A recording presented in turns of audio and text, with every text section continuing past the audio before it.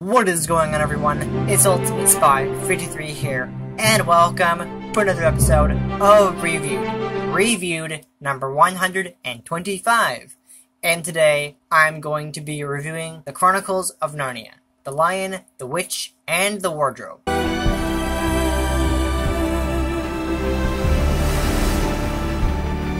So what did I think of the Chronicles of Narnia, The Lion, the Witch, and the Wardrobe? So, I thought it was amazing. Honestly, I thought it was a brilliant idea. I mean, I haven't read all the books in every fantasy series that are adapted to movies. I've read all the Harry Potter books, which is that's the only really an actual, like, fantasy book, adapted to a movie, series that I've actually read before. Not before watching the movie, no, but actually read. And honestly, this movie was brilliant. I love the music, I love the characters, I love the world that is created. I think it's just amazing. It has some beautiful music, it has some amazing music, especially my favorite, I don't know about my favorite, I guess think about my favorite, yeah, because there's a lot of, when I say like my favorite, it's hard to pick a lot of them because a lot of them are amazing, but one that really stood out to me was the first song we hear played, like, there's music in the movie before you get to this particular scene, but there's a scene when Tumnus the Fawn, he plays music for the first time, and it's absolutely beautiful, and I love it.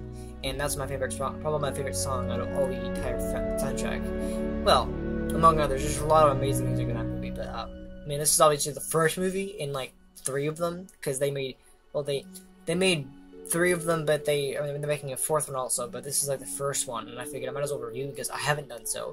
And there's a lot of movies I'm behind on and I haven't reviewed yet because I just haven't gotten around to it yet, and that's not my fault, I just haven't gotten around to it. But from this perspective, I thought this was a brilliant movie. It's about, at this point, it's about 13 years old, this movie. It came out in 2005, so it's been a while since the first movie came out, and they've, obviously the actors have gotten a lot older. It's a British movie. I think it's done by an American director, but it's British, kind of like how the Harry Potter movies, they are all British, but they're done by an American director, at least the first 2 of them.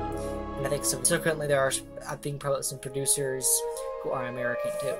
But yeah, just in general, I love this movie. It's fantastic. I gotta say, my favorite character out of all the characters that we are used to has got to be Susan.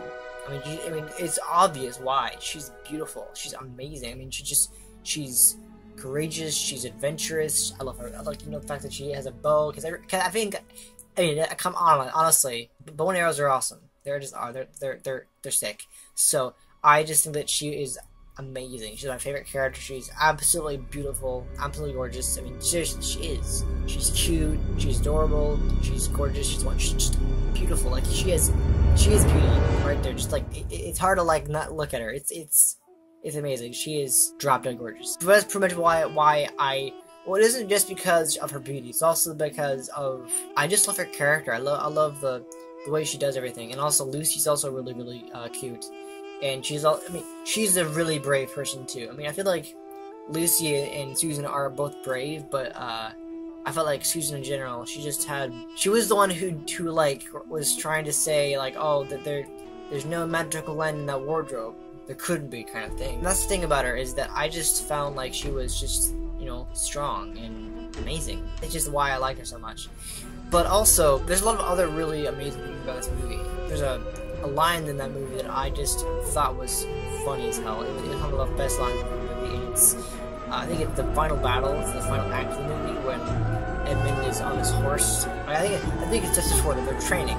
It's just before the final battle, and they're training, and Edmund is on his horse, and he's trying to calm the horse down by saying, whoa, horsey.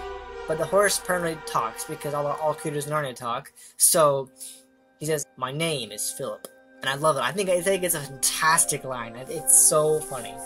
But just in general, that's just my thoughts on some of the things in the movie.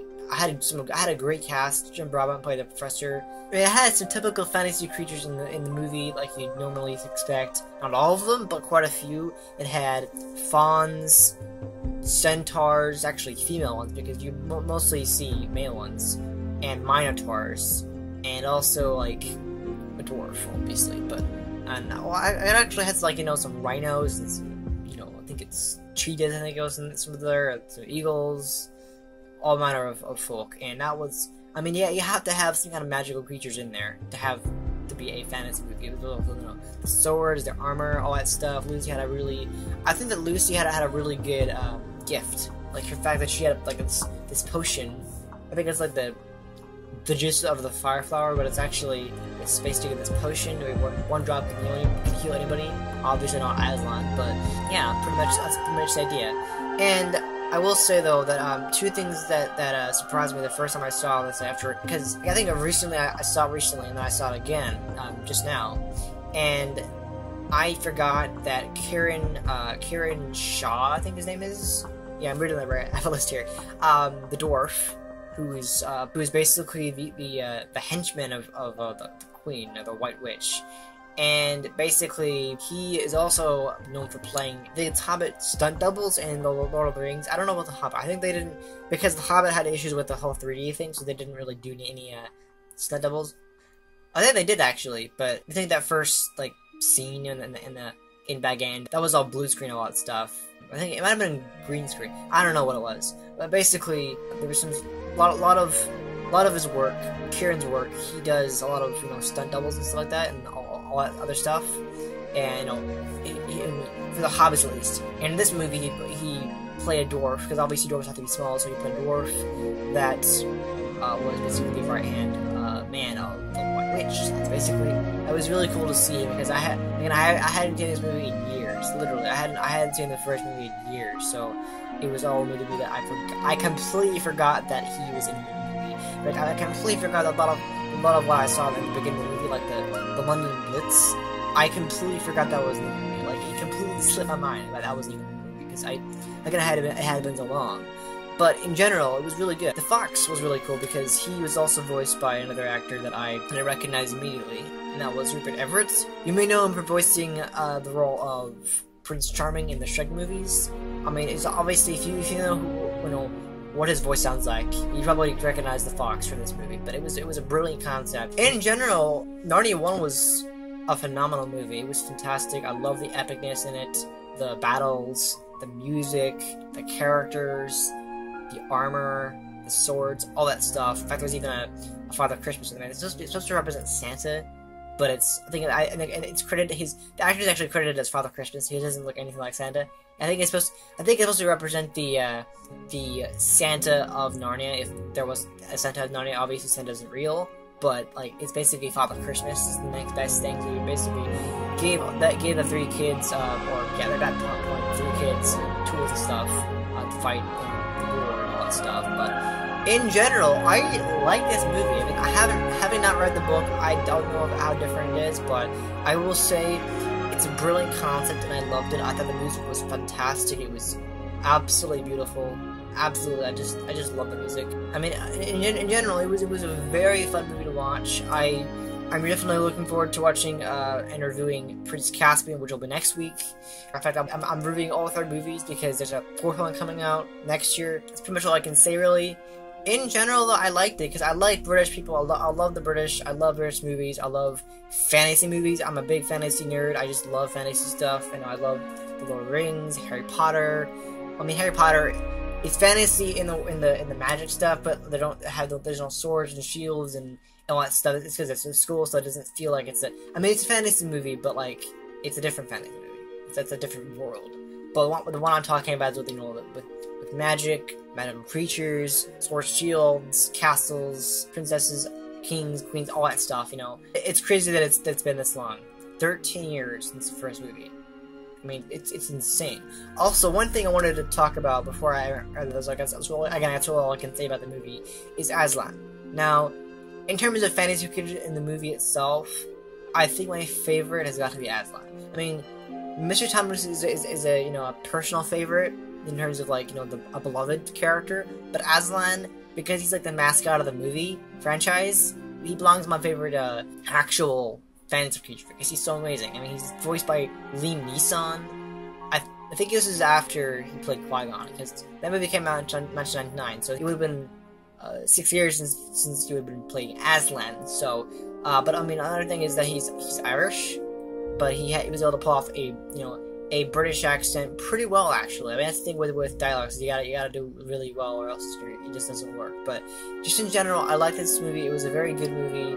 Had a great cast, great voice acting in terms of the characters that need voice acting. Obviously, a very British movie because all the cast is British. I mean, I think like I said before, it's only American because of the British version. I'm pretty sure it's a studio and also the director. I think he was, and maybe some producers. I don't know exactly how it works, but some of this movie is American. I'd say about 10% of the movie is American because, again, the studio and all that stuff. But we're getting another movie next year. They're filming it soon, so I know it took so long, but it's the way it is. But in general, I like the movie. It was fantastic. So I'm gonna go ahead and wrap out here by giving my rating. Well, it wasn't like a fantastic movie. I thought it was amazing though, but it wasn't like out of all the fantasy movies that I've watched, like the best out of all of them. I mean, it's obviously not the best out of like all 3 of them. I mean, I don't know. I haven't seen the last 2 in a long time, but I will say it deserves a good 9 out of 10. I'm not gonna give it a perfect score, but I will give it a good 9 out of 10. That's pretty decent. So that's all I can say about Narnia 1. The Lion, the Witch, and the Wardrobe. The Chronicles of Narnia, The Lion, the Witch, and the Wardrobe. That's all I can say. Brilliant movie. I loved it. It was fantastic. So anyway, yeah. Thank you guys so much for watching this episode of Reviewed. I hope you enjoyed it. If you did, please hit the like button. I really do appreciate support. And, if you're new to this channel, subscribe for more episodes of this series and of this series that I do, as other great content. And I'll be back next time with another episode. Alright? See ya.